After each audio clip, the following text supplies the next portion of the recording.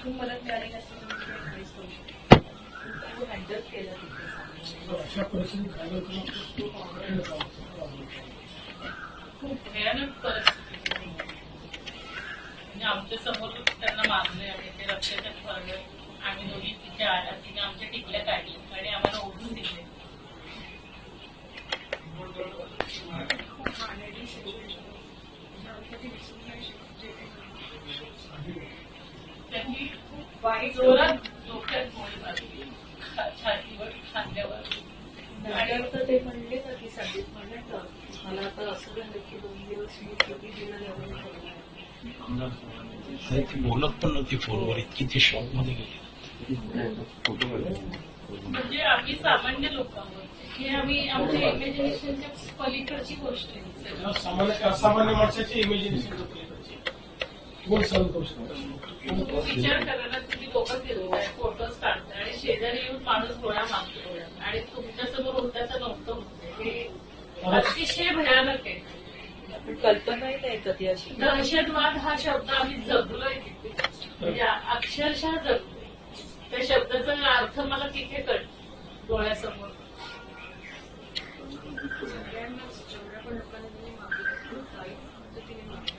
आणि त्यांना जखमी करायचं नव्हतं, त्यांना बुलेट्स डोक्यामध्ये मारल्यात त्यांनी, हार्टला वगैरे अशाच मारल्यात, कानात डोळ्यात अशा नव्हत्या. गळ्यावरती क्रूरपणे आणि बाहेर काढून मारलं.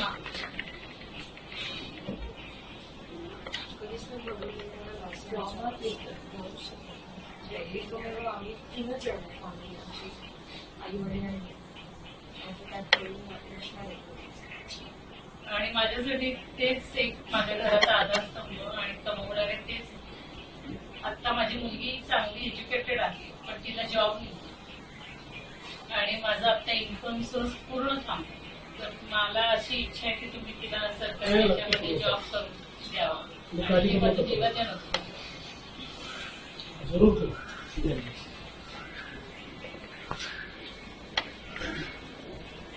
आणि तिच्या सिक्युरिटी ती कसं झालं, त्या सोशल मीडियावरती लोकांनी तिला भरपूर व्हायरल केलं. तर मी एक आई म्हणून मला काळजी वाटते. तर तुम्ही तिच्या सिक्युरिटी काय तुम्ही तिला हे करणार असाल तर मला खूप जास्त गरजेचं आहे.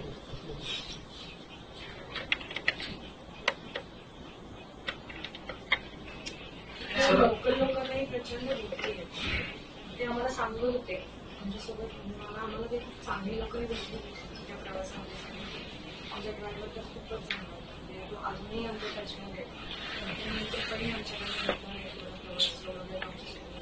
जो घोडेवाला होता तो गेला नाही पडून बाकीच्या थांबला आम्हाला आवडत चढता येत तो घोड्या ती पडली होती, तिला लागलं होतं.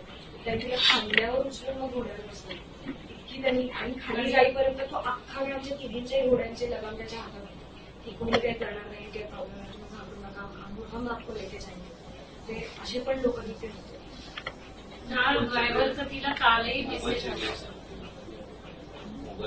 आम्ही आमचं लकीली असं म्हणताय की तेव्हा काय लोक चांगलं असेल की आम्ही जेव्हा पोहोचलो सांगतो त्यामध्ये काय लोकल कार्ड होते की आपले कार्ड कुठे चालत नाही, ते त्यांचे लोकलच कार्ड सुटले. 2 आणि जे काका मोठे काका त्यांना डोळ्यात गोळी मारले. पूर्ण माझ्या समोर त्यांचा ते डोळ्याचे पार्ट माझ्या जीन्सला लागले होते आणि त्यांचं म्हणजे मोबाईल काढून घ्यायची नशीब त्यांच्या बायकोला तेव्हा सुचलं म्हणून आम्ही खाली ऍटलिस्ट कोणाला तरी कनेक्ट करू शकतो.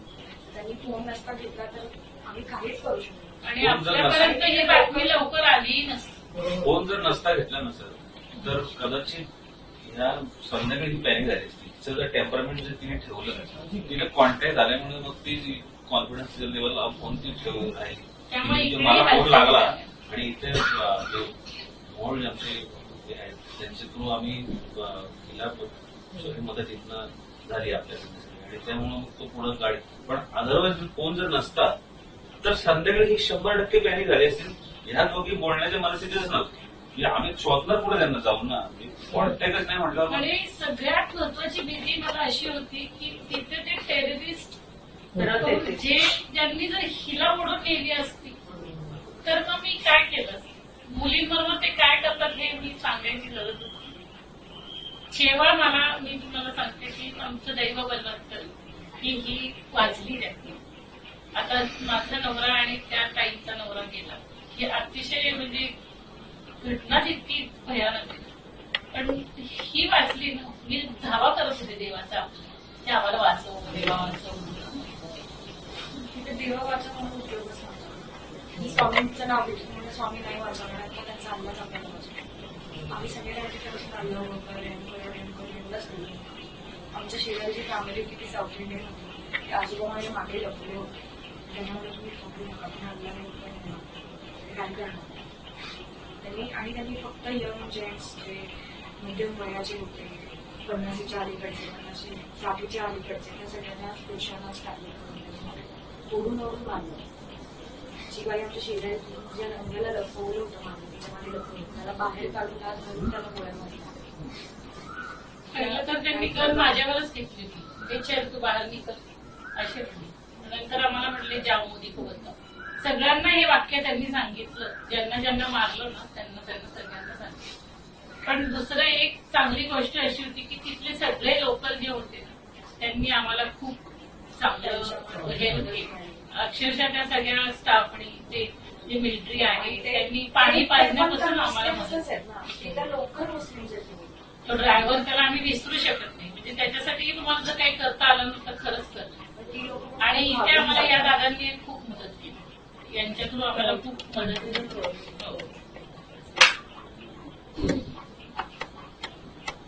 आम्ही ऍक्च्युली तिघं भाऊ आहे या ह्याच्यात एकत्रच राहतो सगळं. लहान मुली आहे मधला मी आणि मोठा आहे. तर आता आमची म्हणजे भाऊ आमचा जो LICचा एजन्सी द्यायला होता आणि इंटेरियरची काही कामं करायला म्हणून आमचे छोटे मॅन्युफॅक्चरिंग त्याचं मार्केटिंग बघायचं असे 2-3 इन्कम त्याला होते. ती आता ऑल ऑफ सडन त्यांची बंद झाली. माझं आता म्हणजे पूर्ण इन्कमच बंद थांबलाच. तुम्ही चिंता करू नका आपण लेट करू. आम्ही आहोत तुमच्या पाठीशी आहोत सगळं ठीक करू. आणि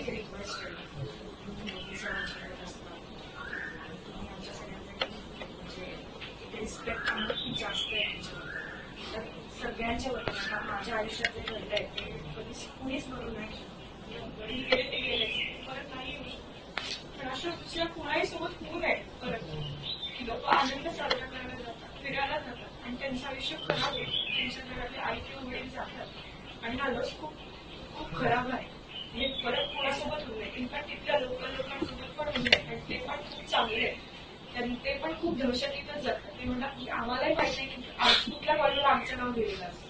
ह्याच्यावर काहीतरी सरकारने फुल फायनल सेटलमेंट करून टाकावं याच्यामध्ये. 20-22 वर्षाची आणि इतकी लहान मुलं म्हणजे आता माझे भाऊ आहेत 20 वर्षाचे त्यांना मी कालावधीमध्ये शांत बसू शकतो. त्या 20-22 वर्षाच्या मुलांसमोर इतकी त्यांची दहशत इतकी होती की आमच्या तोंडाचा शब्द निघत नाही. एवढी लहान अतिशय एवढी मोठी उलट माझ्या पायापाशी पडली होती. इतकी भीती वाटत होती की मी जेव्हा विचार केला की आता ते दोघं गेलेत तर या दोघींना तरी ऍटलिस्ट खाली माझ्या आयुष्यात कोणीतरी राहील आई तरी राहील ऍटलिस्ट या विचाराने जेव्हा मी पळत होतो तेव्हा ही भीती वाटत होती की मागून पण बुलेट्स फायर होऊ शकतो आणि मागून आम्ही कधीही मरू शकतो. जे 40 मिनिटं आम्हाला खाली उतरायला लागलेलं त्यातला एक सेकंड आम्हाला प्रचंड भीती वाटत होती की आम्ही कधीही मरू शकतो. आणि आमचं असं नाही. आता आमच्याविषयी तुम्ही आता बोलताय पण तुम्ही जर प्रत्येक त्या व्यक्तीला भेटला तर तुम्हाला कळेल की प्रत्येक जण लहान मुलं कितीतरी 5वी 6वी 7वी असे खूप लहान वयाच्या मुलांनी त्यांच्या आई वडिलांना समोर मरताना होते. एक मुलगा होता तो माझ्या खुशीत येऊन रडत होता की मेरे पापा को मार गए तिथे मेरे पापा को मार गए. इथे बुलेट फायर केली त्याच्या वडिलांवर. आणि त्याची आई जेव्हा बोलली ना की इनको मारा भी हमको भी मारना आम्ही क्या करायचे तर त्याला म्हणे तुमको नाही मारगे तुम्ही जाके मोदी को पकडा. ते स्ट्रॅटेजिक होतं थोडक्यात. आणि सगळ्यात महत्वाचं म्हणजे जेव्हा पहिली बुलेट त्यांची